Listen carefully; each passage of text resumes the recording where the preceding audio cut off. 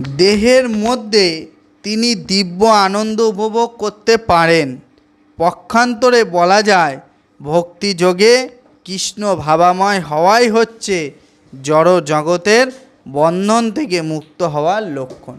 বলছে এই দেহ নিয়ে যে কৃষ্ণ ভাবান্বিত হয়ে যাবে একবার, সে হচ্ছে এই জড় জগতের বন্ধন থেকে মুক্ত হওয়ার লক্ষণ তার মধ্যে দেখা দিল।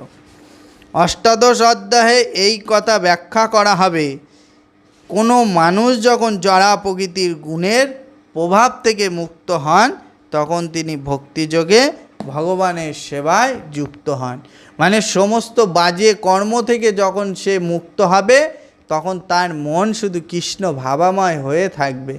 হে কৃষ্ণ করুণা সিন্ধু দীনবন্ধু জগৎপতে গোপেশ গোপিকাকান্ত রাধাকান্ত নমস্তুতে। হরে কৃষ্ণ হরে কৃষ্ণ।